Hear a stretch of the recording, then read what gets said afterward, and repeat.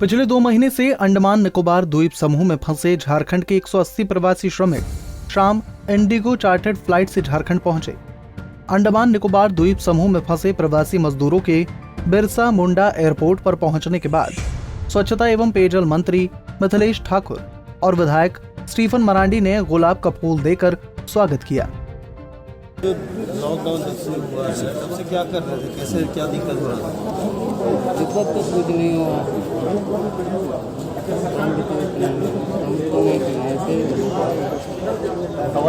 हवाई जहाज में भी हुआ है, क्या बोलोगे? बहुत जल्द से डेट दिए उसी तरह से बताएंगे। कैसा लगा? पहली बार बैठे आइए नहीं सर। पहले तो जल्द से गए। ठीक है, नाम बता दो। देवेंद्र पड़े। वापस अगर जाना पड़े फिर वहाँ हाँ नहीं जाइएगा, यहीं काम कीजिएगा। काम पड़ने से तो जाएंगे सब चला जाए। कैसा कटा लॉकडाउन पूरा? बढ़िया लगता है सर, काम करते वहाँ दिक्कत हुआ है आपको? कोई दिक्कत नहीं, कोई दिक्कत नहीं हुआ। अब यहाँ सरकार से क्या आपकी मांग है? आपकी क्या मांग है यहाँ पर, यहाँ के लिए? के लिए नहीं जाता है सर। परिचय जहाँ काम करते थे वहाँ से पैसा मिल गया। अच्छा, क्या नाम हुआ, कहाँ के रहने वाले हुए? मीडिया से बात करते हुए उन्होंने कहा कि जितने भी बाहर मजदूर फंसे हैं, जहां पर बस की सुविधा होगी वहां बस से लाया जाएगा, जहां ट्रेन की सुविधा वहां ट्रेन से, और जहां बस और ट्रेन नहीं जा सकती वहां फ्लाइट से लाया जाएगा। आज बसों से निरंतर हवाई जहाज से हमारे जो ऐसे दुर्गम स्थानों पर, दुर्गम जिलों में हमारे झारखंडी मजदूर भाई फंसे थे, और उसका सिलसिला परसों से शुरू हुआ है जो हवाई जहाज से लाने का। और आज झारखंड राज्य पूरे देश में सबसे अग्रणी राज्य बन गया है कि जब ट्रेनों से सिलसिला जारी हुआ तो सबसे पहली ट्रेन ही भी झारखंड में आई और सबसे पहला हवाई जहाज भी झारखंड में आया। और अभी और भी मजदूर भाई हमारे फंसे हुए हैं। आज कल 60 मजदूर आए थे, परसों 180 आए थे, आज फिर 180 आए हैं।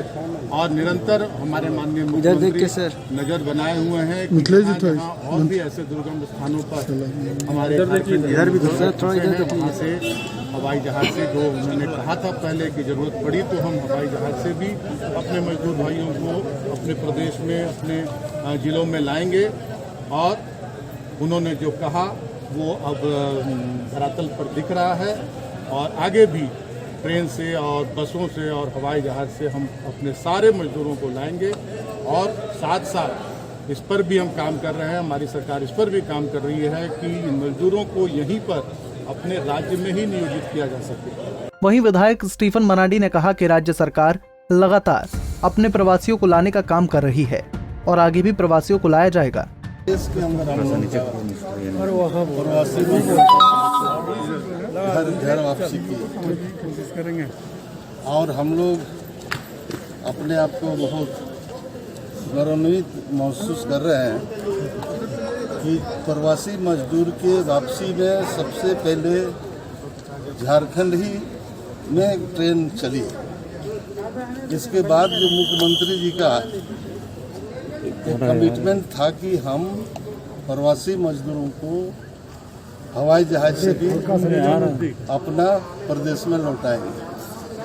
और ये दूसरी बार है कि हवाई जहाज से आज अंडमान निकोबार से हमारे प्रवासी मजदूर यहाँ पर पहुँचाए गए हैं। और यहाँ से अपने गंतव्य गांव में जाने के लिए भी यहाँ बस का इंतजाम है।